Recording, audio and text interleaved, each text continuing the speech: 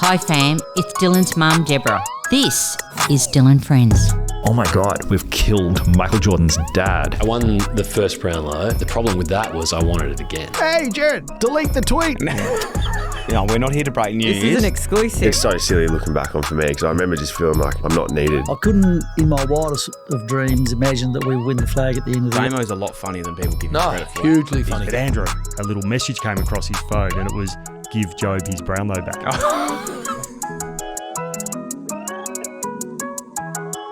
How's it going, mate? Going very well. I'm a bit nervous to be on here with you. I know it's usually a much younger, funkier demographic you have on here. Not at all. We actually had, we had him before he was drafted, Nick Watson, actually.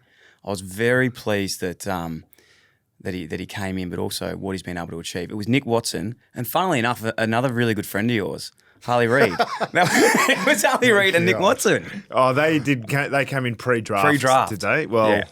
I'm not going to go back and listen to that because Nick would have been talking a lot of rubbish, I would imagine. What about of late? It has blown up off the back of the photo at Barassa's wedding. That was pretty funny. Or is it not funny at all? No, I mean, what do you expect in a day like that? It was a funny situation because you're at a private wedding and then there's a public photo which shouldn't really be made public, and then people are like criticizing you for not telling private stories. I'm like, it's not really anyone's. I'm sure anyone's business.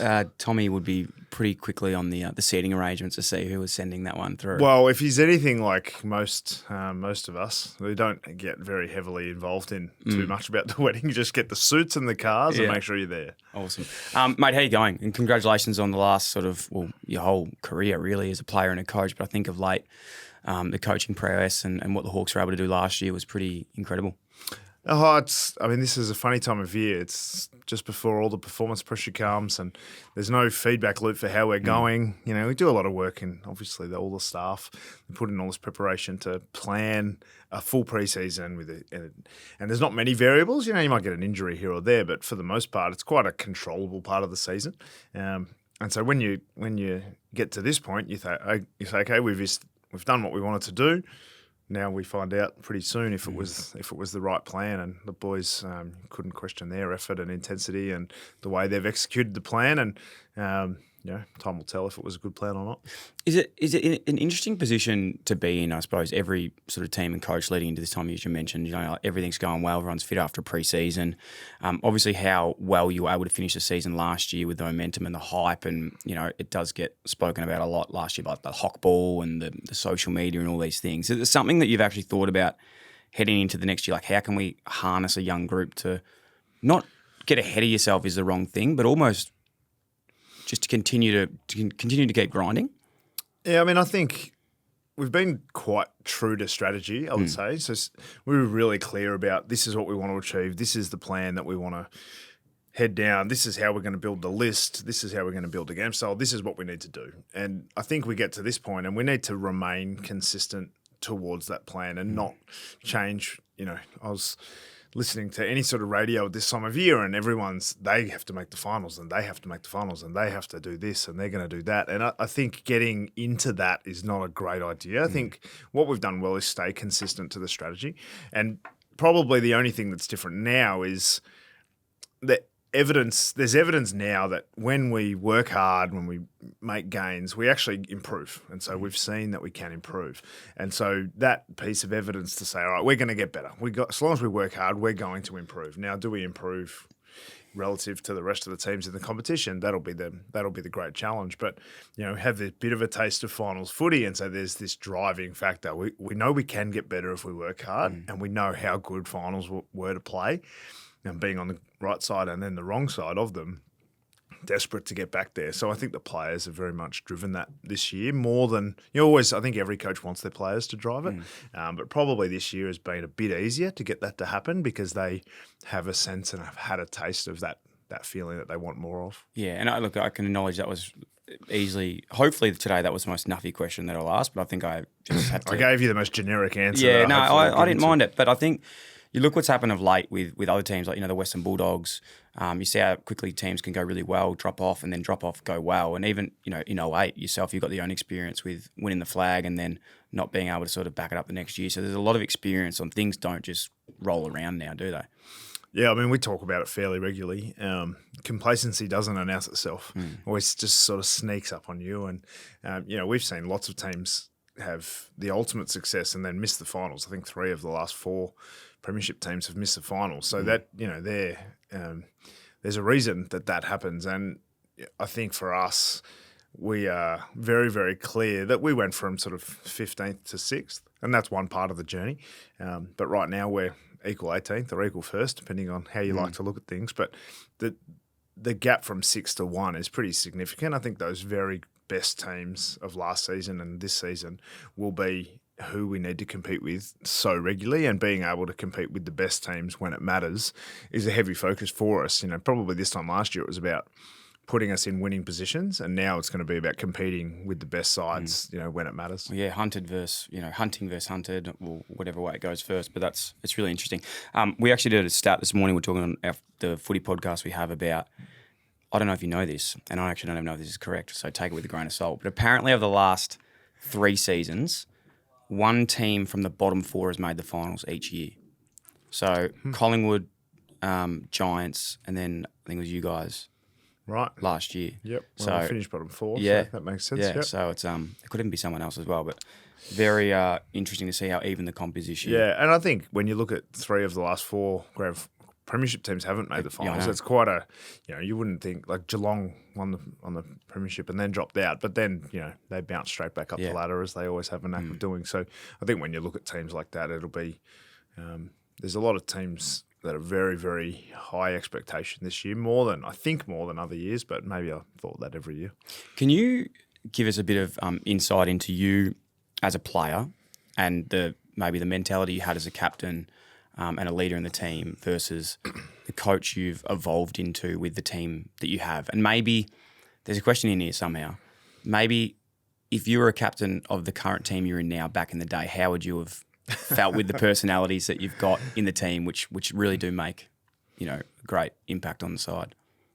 I mean, I wasn't a great captain. I was not terrible, but I don't think I wasn't a great captain. I was 25. I had, I'd met my now wife, but I didn't have children at that stage. I had no responsibilities in my life, and footy was pretty much everything, and I acted that way, and I expected everyone else to act that way.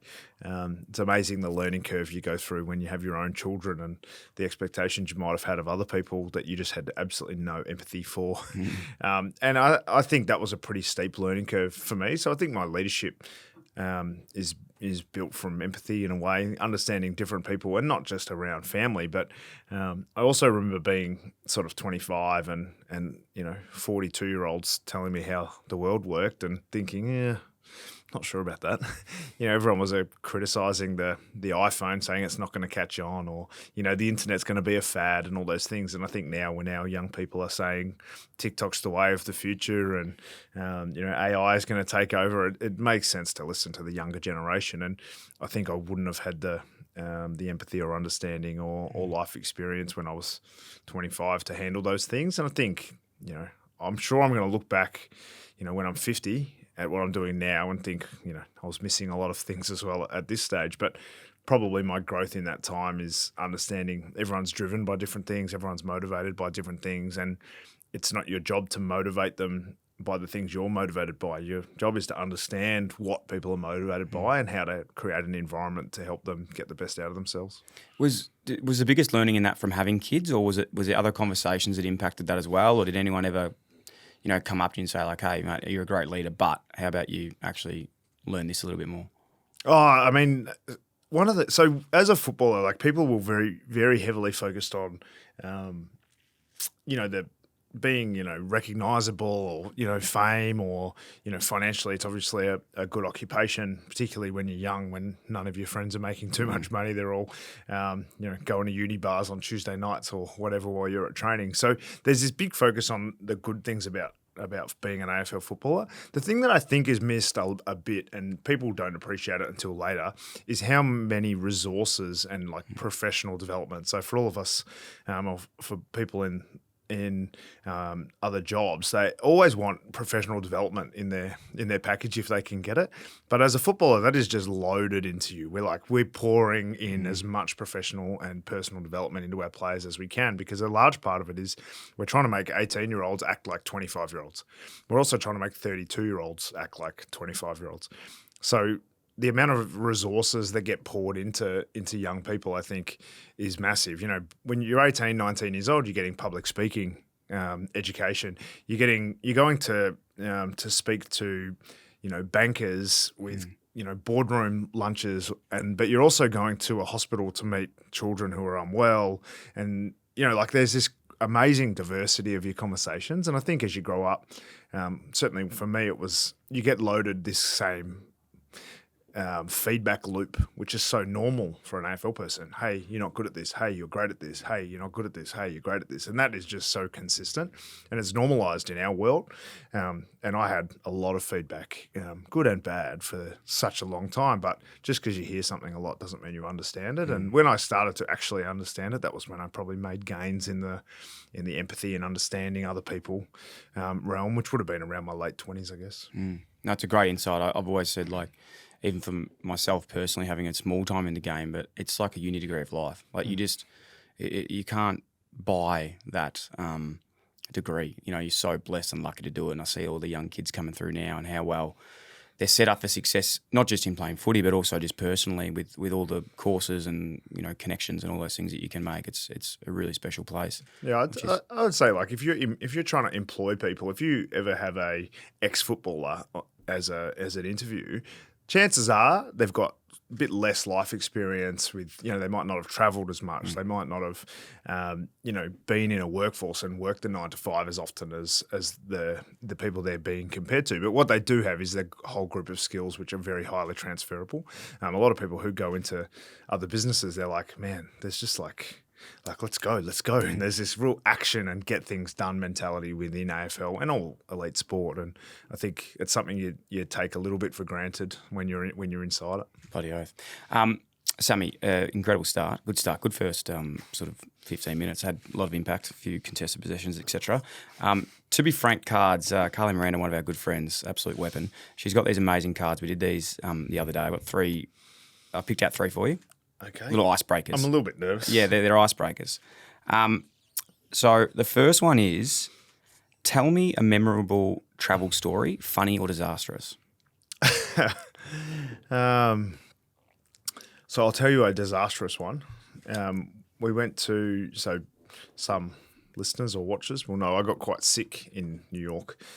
But the disastrous part was we checked out of the hotel, and we had a late flight, so we're flying from LA to Melbourne, and it was like an 8:30 p.m. flight. So we parked at this sort of shopping centre, like a mini Chadstone type setup called The Grove, sort of a fancy place in LA. And so I parked the big Suburban, terrified to drive into this car park it miles away, making sure no one dints the hire car. And all of our suitcases, so 3 kids, there's 5 suitcases, all of our backpacks, all of it in the car. And we get back to the car. It's probably about 4 p.m, knowing we've got to be at the airport at 5:30, getting ready to go, get back to the car. One of the windows is down. And I'm like, Emmy, my daughter, Emmy, I can't believe you left the window down. Anyway, we get over a bit closer. Sure enough, it's broken. Someone's smashed. They've left all the suitcases, but they've stolen everything else. So all of our backpacks, all of our phones, all the kids' phones were in there. And so we had 4 hours before our flight and called the police, called the security of the place we were in, and they were absolutely A+.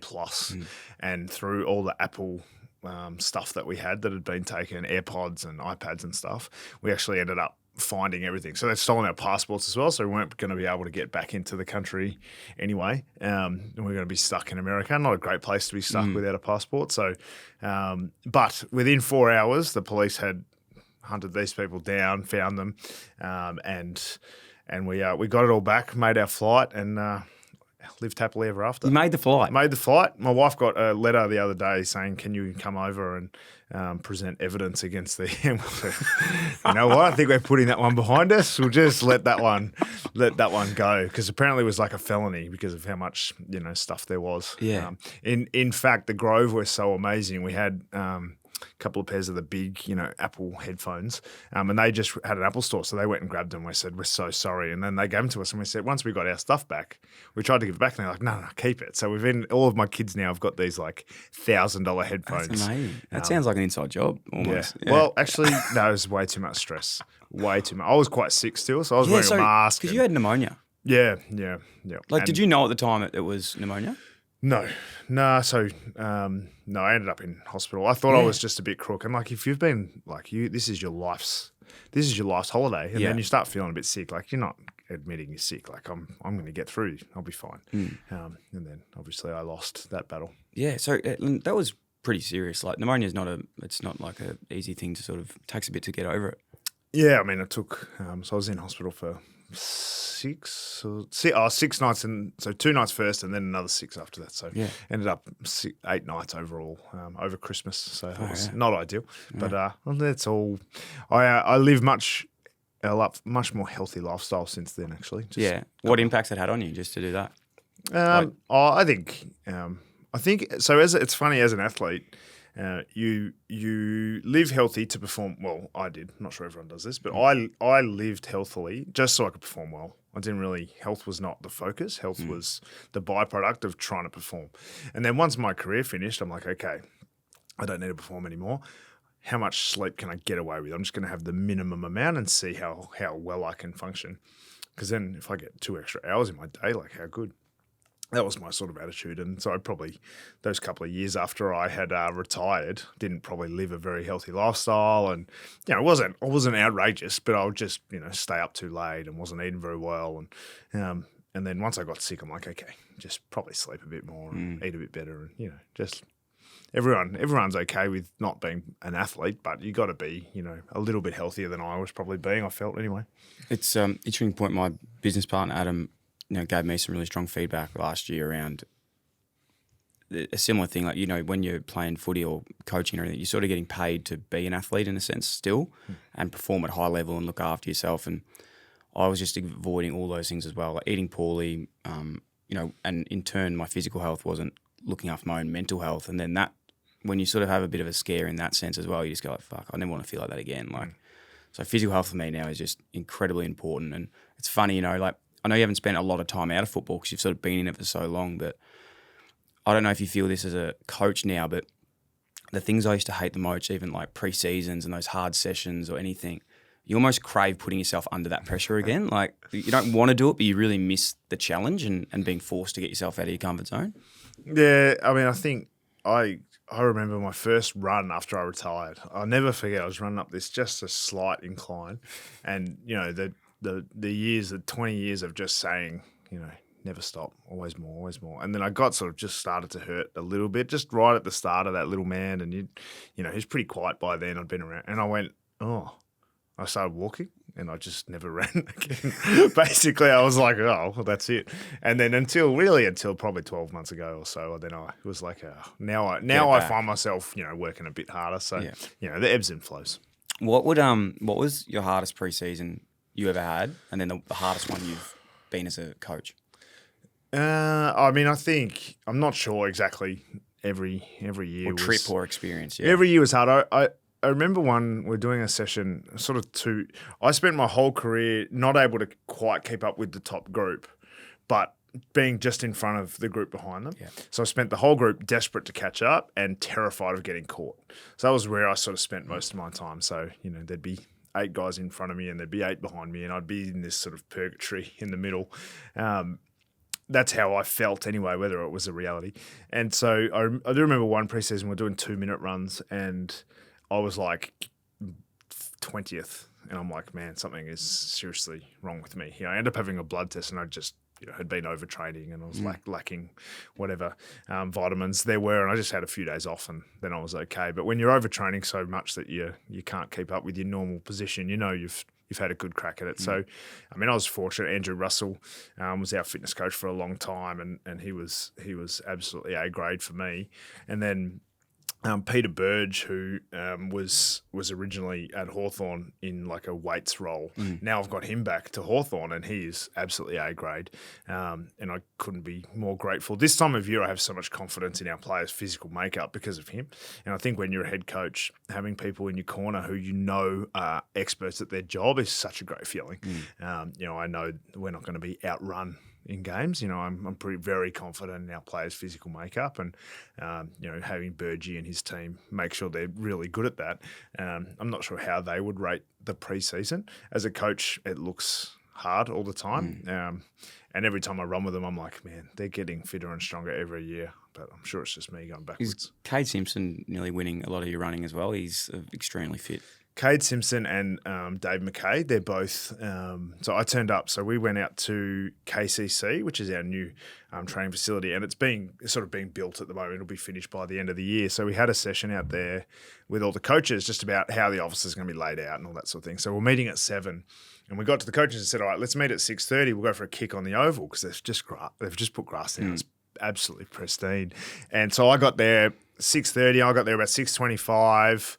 I started walking around. I looked on the oval, and I don't know how long he had been there, but I went out to him, and it was obviously quite dewy, 6:30 in the morning. And I don't know how many footsteps, but he must have done at least 15 laps before I had got there in the dark. No lights anywhere. He's just running around this oval in the dark. I don't know what time he got there. So he's one of those closet exercises, which you always have to be wary of. Yeah, very, very fit man, young Simo. Second question. What's your favourite book and man, why? I know. Question. Yeah, I know. Favourite book and why? You said you hate talking and you just spent an hour about that. What's your favourite book and why? Favourite book? I'd say the book that has had the most influence on me would be The Alchemist. So, there's lots of non-fiction that you could say, obviously, but there's a book called The Alchemist, which I think I read at a key sort of moment in my life when it's a fable of a young boy who the basic line in the book is, when you really want something, the whole universe will conspire to help you achieve it. That's the basic premise of the book. Is he wants things, and then he sort of manifests himself to be able to have them, and it's probably it's in the spiritual realm, I would say. So it's probably not for everyone, but certainly for those who are looking for their path. I think I just read it at a really key moment in my life, and it's probably had the most influence on me as a book. Yeah, I've read that book as well. I think it was written in Portuguese or something to begin with, and then it's probably one of the most read books in the world. But yeah, very, very cool book. I like that. Last one was here. Oh yeah, what do you think happens once you die? Do you believe in reincarnation? That wasn't on my bingo list this year, chatting to Sam Mitchell about this, but I'm all here for it. So what happens after we die? Do a reincarnation? Not so much that. I think if we go back to the book, that when you really want something, universe conspires to help you achieve it. I mean, I would hope that there's more than this. I love life. I think it's all we know. It's a great thing, and the fact that you will just die and be in the ground and be done, you can believe that, and it'll never be proven wrong. You wouldn't think, but it'll also never be proven right. So I would choose to believe that. You get to come back with your perfect version of the world. I like that. I want to steal that answer. That's what he said. I like that one as well. That's my answer to that question from now on. I'm not sure you're going to get that question too often. Yeah. It's the first time I've ever been asked it. Yeah. It's a real sitting around the table at sort of all hours sort of question with the mates, but I enjoyed it. This year, good team. Congrats. Ruff's there doing some recruiting now. Jared. Barras. Battle. Barras. Barras. Barras. Barras. Sorry. I'm just going to try to get the whole football world to pronounce it right. Barras. Yeah. It's hard, isn't it? No, just it's not hard. You're going to have to cut that. No, that's good. Sorry. It's good. That's good. Barras. love having him around? Yeah, You confident with the team? You love it? I mean, every team right now is thinking, hey, we're undefeated. Yeah. We're undefeated. We're fit. We're fitter than we've ever been. So I really enjoyed. I mean, we're right now filming this. Tom Barras hasn't played a game for us against another team at this point. And some of the preseason, he has looked unbelievable. Yep. All of the things that made me hate coaching and playing against him, where that's annoying. How did he mark that? How did he get a finger on that play? There's been heaps of those. But there's also been, man, that is not how we do it. What are you doing here? And those moments, everyone who's ever changed clubs would have those moments all the time. And, we're looking forward to ironing those ones out and getting more of the great stuff. Is he trying to rip some 45s or something? Is he? No. Just it's really boring stuff that Yeah. people will not care about. But like our defensive positioning, Yep. some teams are very aggressive and press. Some teams will sit back. Some teams are in between. And and it doesn't matter which system you have, as long as everyone's doing the same thing. Any system will work. So our philosophy very much is it's not the best game plan that will win. It's the best executed plan that will win. So, I think every time that players change clubs, there's a teething period, and they'll get better across the year. I think Josh Battle has been. I think everyone knows that he's a very good player. Yeah. But the thing that probably a lot of people didn't appreciate about him is how much better the people around him play because he's there. And so he's doing a lot of like covering for others, and all the players are already like, man, I love playing with this guy. Like he's really making me play better. So, I mean, he's one of those guys that help. And like every game plan is trying to make 1 + 1 = 4. And he's one of those guys that does it as an individual. And you see that with the best players in the game. Yeah, I really like Josh Battle. Has he got the green machine there at Dingley still, or is that rocked up? He'll be horrified that the green machine. No doubt you're going to put a link on the bottom, just here, to the green machine video, which he will be horrified about, which I had nothing to do with. He asked me that before I sat down. Don't think it was me, Josh. Yeah. One thing I've actually stolen a lot of something you said, and I must admit, I'll give you credit for it now. I'm not sure if you were the first to say it, but definitely stuck with me the most was around game plans of footy. And, if you want to win a premiership or you want to be successful in anything really, not just footy, but in life, business, whatever it is, like you can't play someone else's game plan. And especially winning premierships, like there's no point going and playing Brisbane Lions game plan next year because guess what? They're already the best at it. You've got to reinvent what's going to be the best for you. How has that come to fruition with everything you're doing at the moment and how even the competition is now with everything happening? Do you see a theme that a lot of teams are playing, or is it can you see that like there can be a different way to win? Well, I think the game, it sort of writes itself. I think our game, I'm not sure if it's true in every sport. I don't know enough about other sports. It seems quite true in a lot of sports is that opposites attract in a way. So, the Collingwood of the Mick Malthouse era, they played a metre from the boundary, long down the line, won a premiership, but they'd come really off the back of a Geelong team that just funneled everything through the corridor. West Coast in 2018 won the premiership with the most kicking team, least handballing team, I think, of the current generation. But the Bulldogs, they won a premiership with a complete handball game plan. So I think there's this ebb and flow of the game styles that happen at the moment. And Richmond obviously are the last multiple premiership team, and they've just did it with that run and chaos and kick it forward and chase it basically, and be really well set up behind the ball. So that was sort of the last one that everyone, they're keeping an eye on and they're copying it a bit. And so what's the next iteration of the game, whether it's defense or attacking or corridor or boundary. I think you're always trying to assess the state of the game. And the other thing is what the AFL want. So the AFL want a fast attacking, high scoring game. So to me, it certainly made sense when I started this job is to be on the same page as the AFL, because if you're going to avoid an enemy, the AFL is probably a good one. So if you're working with them towards a game plan that they want, then you're probably more likely to have a few less barriers in the way. Do you think defence is as important as it was 5 years ago in terms of winning premierships, or do you think like offense has come a bit more of a way of being more important in the sense that like I feel when I was playing footy, I was saying, if you don't have a good defence, it's not going to last in that final game. Yeah, I mean that's always the thing that's been said, and statistically you'll see that. Like if you stack up all of the premiership teams, they're all in the sort of top 6 for defence. I think we were actually, quite, second or third for defense last year. So we would call ourselves a more attacking team, but I think it's been frowned upon to say you were an attacking team. But I sort of look at the current generation. You want to motivate a 23-year-old, which is about the average age. You want to motivate a 23-year-old athlete, talking to them about how strong we are defensively or how much flair and attack we have. Most of our players, and probably I'm that way inclined as well, is to I'd rather kick 20 goals than them kick 19 rather than 10-9. But that's probably not been the trendy thing to say over the last generation. So I think the ebbs and flows of the game, it'll keep changing. Yeah, tagging and shutting down gets me going. Yeah, it really roused me up. It's beautiful to watch. The interesting part as well, I suppose, about this season for you guys, like you're recording the doco. Yeah. So you've got that going on.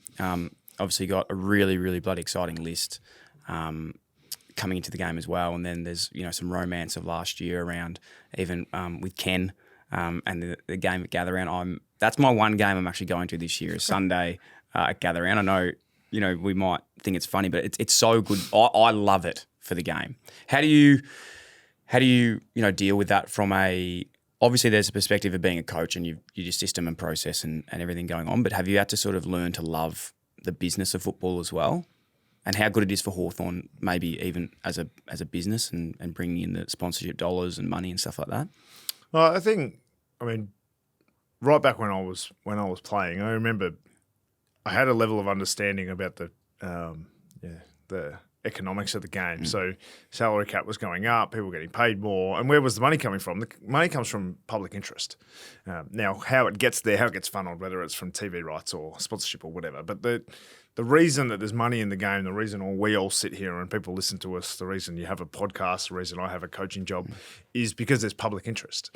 And so it makes sense to me that we need to promote the public interest of the game. So part of our strategy, especially with Hawthorn, we hadn't performed well. We haven't, won a final since 2015. So really a lot of what we were trying to do was we needed to build a list and a game style and all these things that would give us success. But a big part of it was we needed our fans to get on board. A lot of other teams had hit 100,000 members, and we were still hovering in sort of around that 80. I think we're about 83,000 is our record, which hopefully we'll improve on this year. But we were sort of falling behind in a couple of areas, and it's like, okay, I think what we need to do is get our fans on board here. And so what we've tried to do is make sure that we're doing all these things that will give us success, but we're also taking our fan base with us. And there were games where we were probably not going to win and we didn't win, but so many Hawks fans still turned up, more than I would have expected. You have those games where you're like, oh man, we've got a tough matchup. I don't think there'll be too many around today.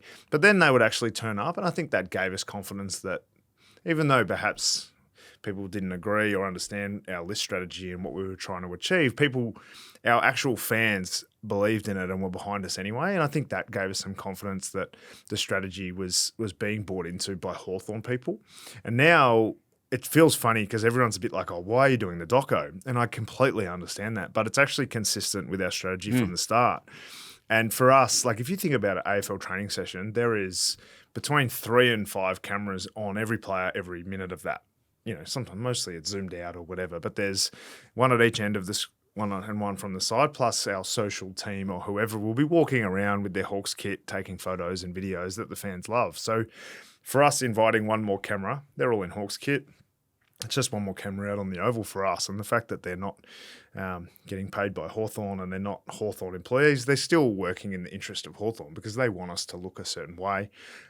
So for us, it didn't make a huge amount of sense to not do it because it brought Hawthorn people on the journey that we're trying to create, and hopefully it sells the message that Hawthorn's a good place to work and a good place to be. Yeah, well, look, I'm not speaking on behalf of everyone, but I think now, versus 5 years ago or 10 years ago, the outwavering amount of people that would be like, this is unbelievable for the game. And even as a fan of just football in general and the romance of it, I actually find myself more interested in following Hawthorn on TikTok and Hokball and all these things that I know that some people are like, why? But it's good. It's authentic. It's you actually get to know the players, and, I follow CJ, follow Guinea, follow Watto. I love seeing who these guys are off the pitch as well as when they're playing too. So No, I think it's a credit to yourself, but also, Big Andy Gowers, who is a good friend. Billy's a really good friend of mine, and what the club's been able to do to embrace it, because you can easily try and shut it down. It's the easier thing is to shut it down versus to embrace it's it. the most natural thing. Like every time I see something, I'm like, oh, do we?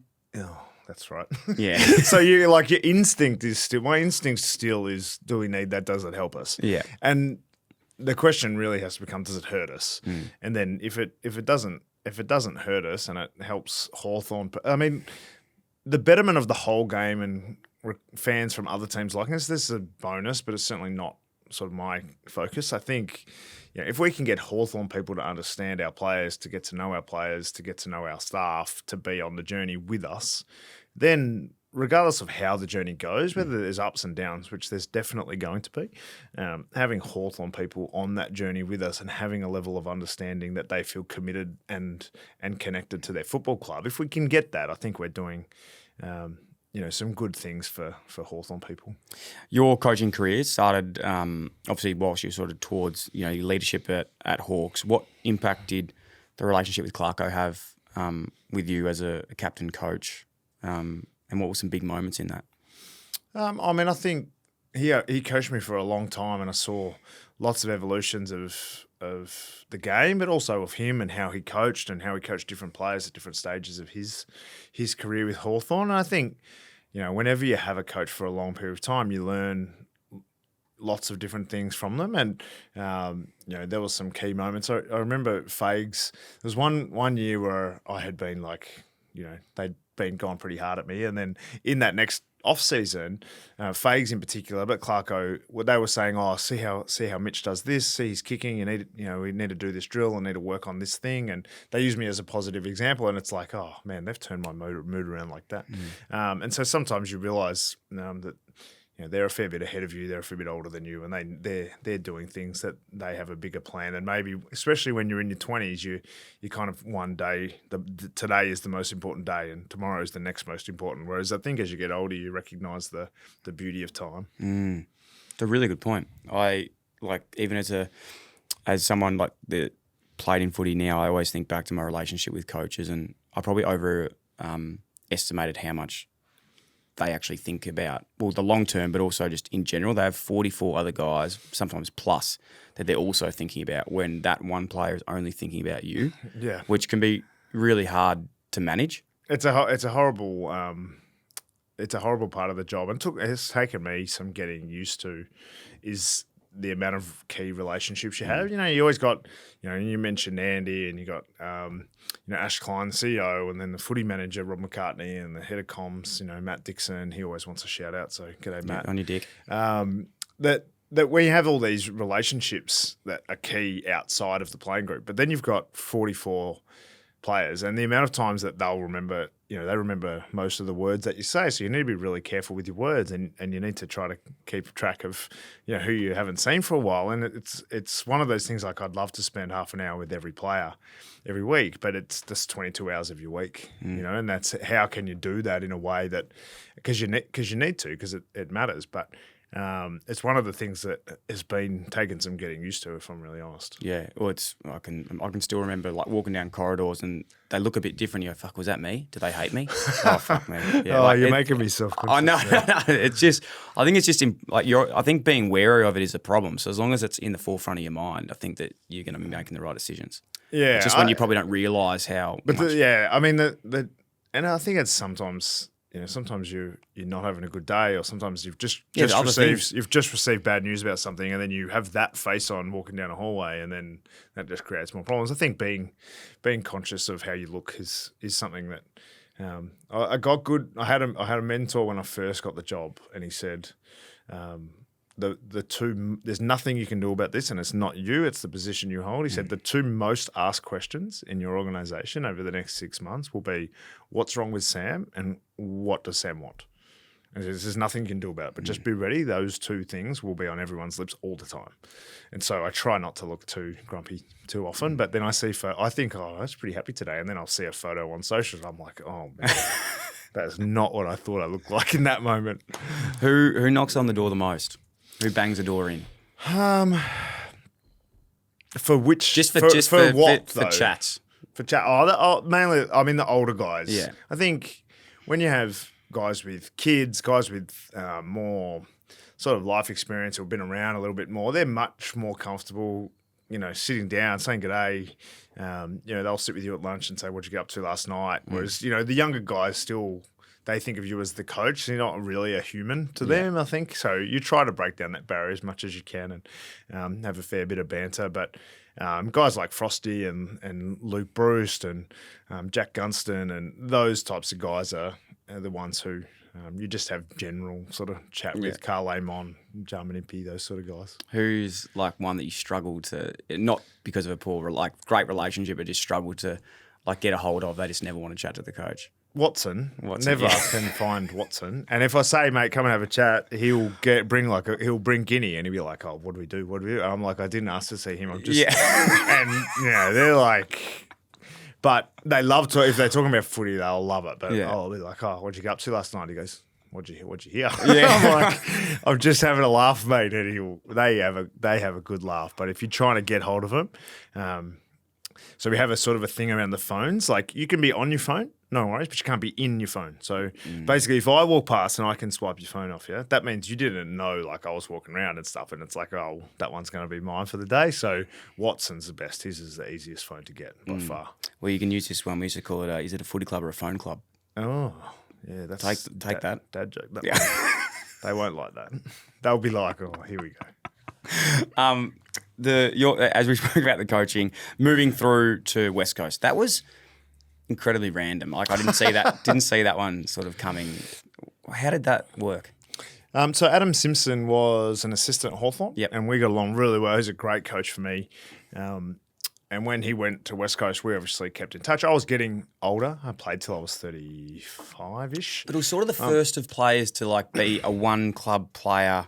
Traditionally, the romance of it, and then that started becoming all right, there's a business in this, and Hawthorn really led the way in that, with yourself, Hodge, everyone else. Yeah. I mean, Hodgie retired and then came out of retirement, so he's a bit different. But Jordan Lewis did the same year as me. Birchall? Birch, yeah. So, I mean, I think for me, I had this great relationship with Simo, and I'd lived in the eastern suburbs of Melbourne my whole life. And so my wife, she was fortunate. She lived in London for a couple of years when she was finished school, and she'd had this life experience. And for me, I was like, okay, I've got young kids. My son has started prep. My daughters haven't started school yet. The opportunity came up to go to West Coast, and Hawthorn offered it in a really amicable way. Like, hey, I know you want to go there when you're finished. And I didn't know how many years I would have left. So the idea was that when I was finished playing, we'd sort of committed as a family, okay, we're going to go to Perth, we're going to coach with Simo whenever I'm finished. And then the opportunity came out, do you want to go before you finished and maybe play there? And both clubs were like, yeah, that sounds good. And I was like, okay, that sounds good. And my kids can start school there. This will be an experience for us. And as a family, we'll be able to create something new for ourselves.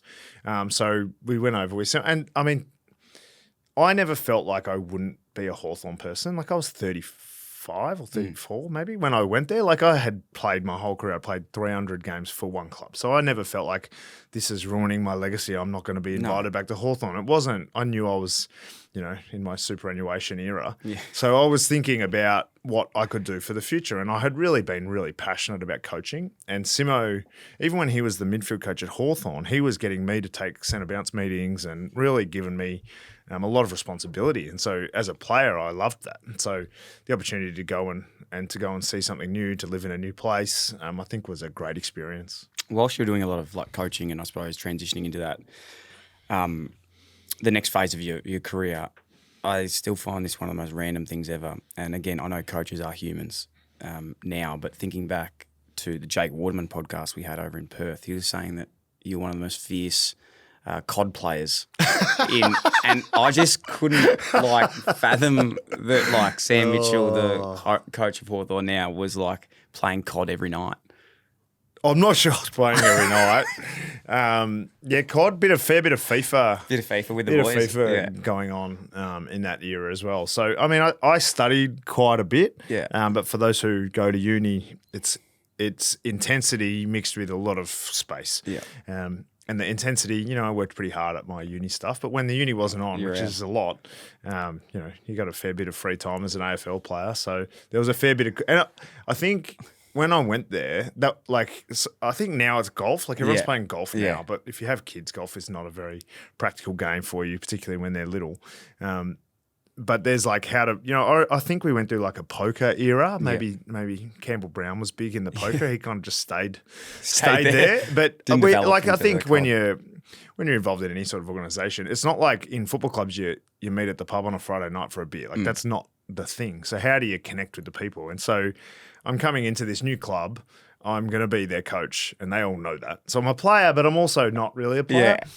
So there's this bit of a connect with how do you build some relationships in a sort of safe manner, because they're not going to be inviting me out on the Saturday nights, and nor do I want to be anywhere near any of that. So COD, I was not bad. Jake reckons that there was like a duos comp and you guys got paired together, and he reckons that like the angriest he's ever seen you was when he was like really shit and he let you down throughout that whole thing. I distinctly remember that. It was a FIFA night at Sam Butler's house, and he just cost us all the time. I think I deleted his number.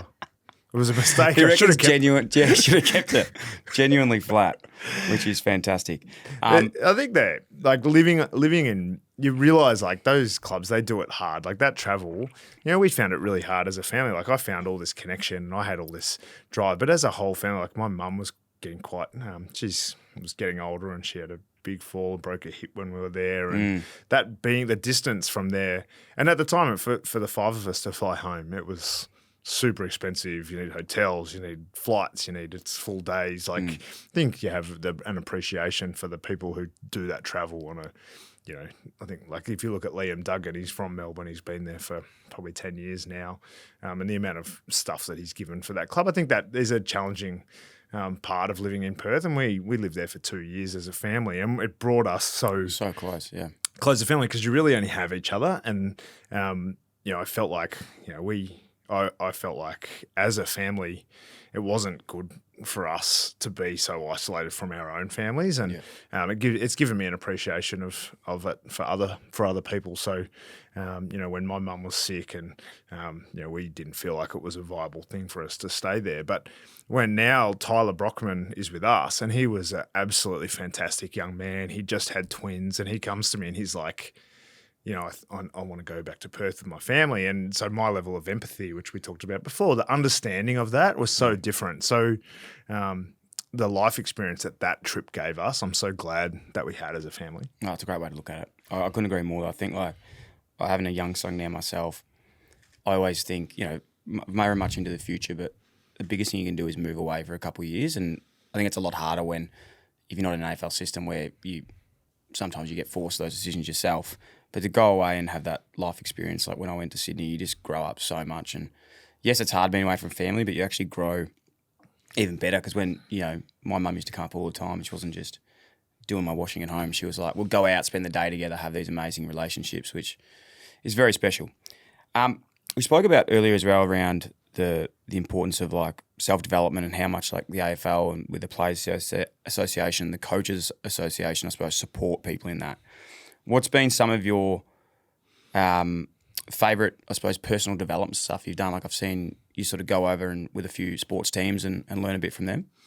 Yeah, I mean, I've been enormously fortunate, as I mentioned, about when you're in this AFL environment, you get a lot of those opportunities, I think. So I've been to Tottenham Hotspur quite a few times. So my best mate, when I had my son, so sort of 15 years ago, he sent me a Tottenham kit. And I got the kit, and it's like, okay, I'm a Tottenham fan. So this is 15 years ago, well before Ange was there. So I'd been there quite a few times and I took my son there this off season. So around the Christmas period, we went to the training facility, and he's 14. He's just got into the Premier League in a heavy way, and so we're sitting in like the first team kitchen, which is not like, there's not a place that you can get access to very easily. And he's sitting there, and like Heung-min Son walks in. He's like, and he held it so well, but he was like on the inside. I could feel his energy, just like, and I felt like that. Those moments where you've worked hard, you've achieved things in your own life, but then you get to share them with your children. I mean, they're pretty special from a personal development side of things. I think from professional development, that sounds so sound like a big head saying that. I did a Harvard course. You know what Harvard is? I've heard of it. Yeah. It's like near Latrobe or something, so isn't that's it? Down in Bundoora. My kids take the piss out of me every time I say Harvard. But I did a Harvard course, and in the best way, I've never felt more average in my life. You're sitting in this room with 100 people, and the brains and the ideas and the was just so eye opening. You'd read this paper and you'd take 6 or 8 points, and I've got a bit of an insight here. I think I'm onto this one, and then you'd spend the first 10 minutes and you'd be like, wow. Didn't pick that up at all. That went completely over my head, and just keep my mouth shut for a while. And, the level of thinking that it forces you to try to have, even if you can't achieve it, I think it really opened my eyes to what's out there. Is there anything like in all of those things that it could be just the smallest, tiniest thing that you've taken back to what you do every day? You've learned through Tottenham or the States, the Harvard course. Did anything really stand out, or was it more just those little, marginal gains? Oh, I think the thing that they always say to you, like, be authentic.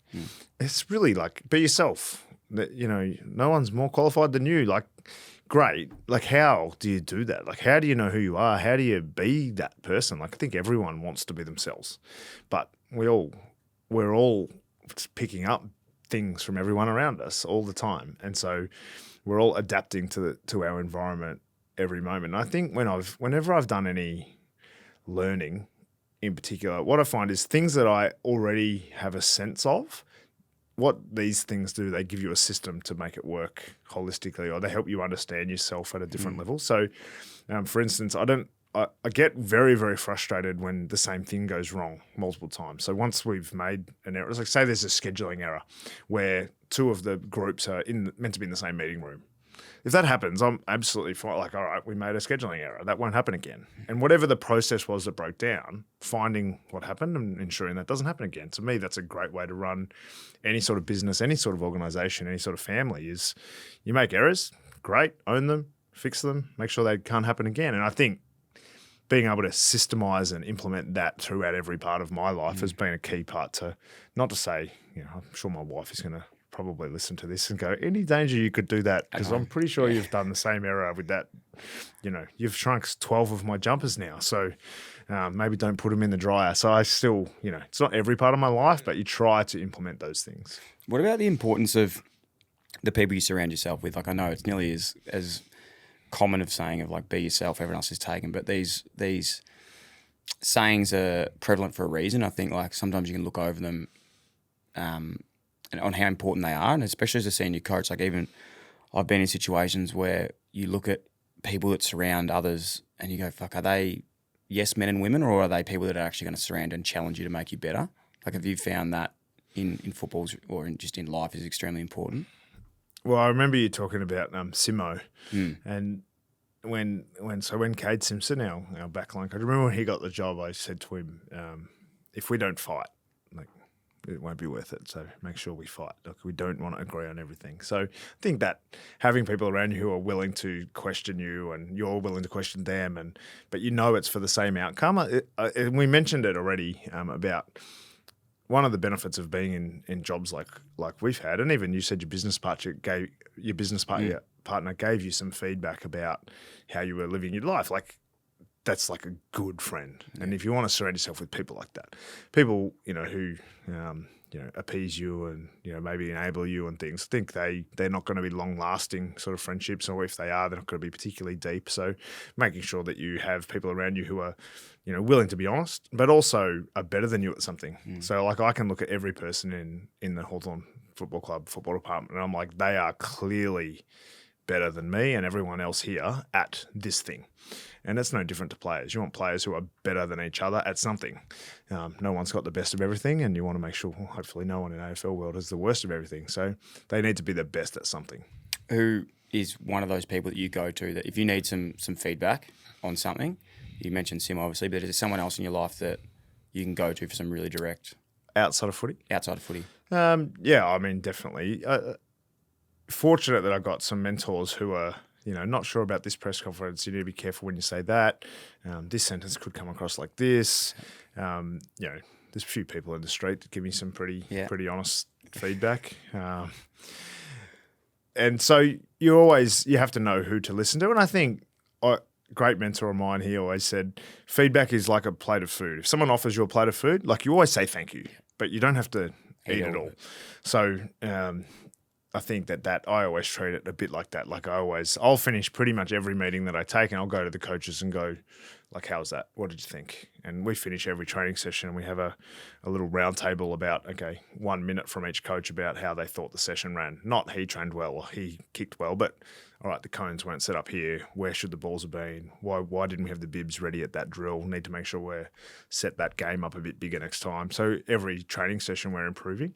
And so the feedback loops within every organisation should be tight. What curious to know what the feedback... You've got a cheeky look on your face. I'm a bit concerned about No, what it this wasn't. question I'm is. just curious to know the feedback about the press conferences because it's actually a pet peeve I think I have of coaches at the moment. I think it's so... I think in the AFL we give very little to, this thing is great, but also as traditional media you give, holistically coaches don't give much, which I understand because in the past it's burnt. You think of like Mick Malthouse days, Ross Lyon back at Fremantle, they just hate the press conferences. And I think if you can flip that the other way and just be quite owning of them, you'll get whatever you want out of them and they'll never actually annoy you. So I think it's an easy win that sometimes we just don't take. But you can definitely... I'd like a bit more specific feedback. Yeah. So I can only influence my yours. press conferences. Yeah. So when you've watched my press conferences, what is it that you think I could do better that would improve your user experience? No, I think, again, without watching the tape on all of them last year, I'm talking holistically of AFL coaches, but if I could give you feedback, I think it would be keep doing... Because I actually really like when you show the passion and you're quite... There were some big ones where if someone asks something and you don't want to answer them, I really like that. But then it's more the stuff that probably happens off camera, like knowing people's names, ensuring that you're following up with people, calling things out for the right stuff, but then also giving a bit when the time's right.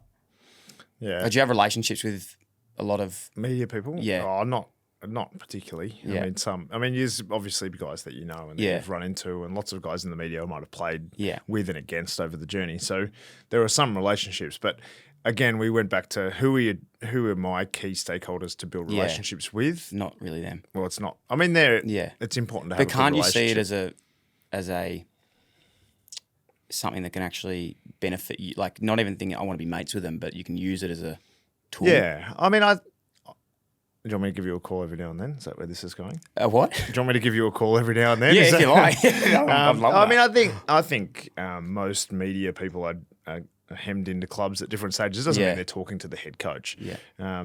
But ideally, what we would try to do as a club, I guess, is keep the media abreast of what we're trying to achieve. And I've just realised I've just completely fucked it because I think to give feedback, you need to know a lot more about it. Mine was more a comment just generally around I think you can use it for the better and not look at it as a negative situation. I'm not saying you do that. I think in general, it can be used as sometimes be on your side. So I would thank you for the feedback, firstly. Yeah. Plate of food. You're not going to eat it, but it's there. No. Good. I will eat some of that, and I will listen to a press conference. My next one that I do, I will look at as an opportunity. I think I kind of do that, but I could do it better. No, you do. I could do it better. You don't know that. You can't remember a single thing. I definitely watched the Port Adelaide one. Don't sugarcoat the feedback. I watched the Port Adelaide one, and I loved it. No maybes and little bits in your feedback. Yeah. No, maybe a bit of this or a little bit. Just get rid of all of that. I'll take language. that feedback and I'll eat it. But what I would say is the reason I think that's so easy to win it is because it's done so poorly at the moment. So there is such. So let's work on it together. Yeah, let's get your side, which is your side. Maybe I'll have to get down there and actually start. Watch this space. Do you get an accreditation? It'll be fine. Carly will hook you up. Sort it out. Hey, Sam, you've been incredibly generous with your time. I really appreciate it. Does anyone listen to all the way to this far? Surely they're not going to listen to me for this long. Mate, we get big numbers. Don't worry about that. Sort of like Hawthorn 08, like real sort of tied-on fans. How do you... Okay, you're a very busy man. Could sort of like feel it, and you're obviously got a lot of work to do, family, life, everything. How do you manage your own mental health, physical health, well-being? How do you help yourself to help others?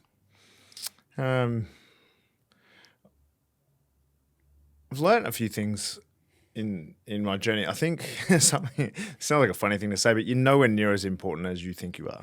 So if I don't go to work tomorrow and then I rock up the day after, it'll be fine. Everyone will still be humming along. Everyone will do their jobs. And so I think as the head coach, sometimes you think, I've got to be there. I've got to see this. I've got to do that. And I'm really fortunate. I've got great people that give you feedback that tell me I'm not as important as I don't need to go to that or I don't need to be there. So you have people around you who are looking out for you. And I think Rob McCartney, my boss, a footy manager, he's fantastic at saying, you know what, I just think, you've been going pretty hard. Just maybe have a spell for that.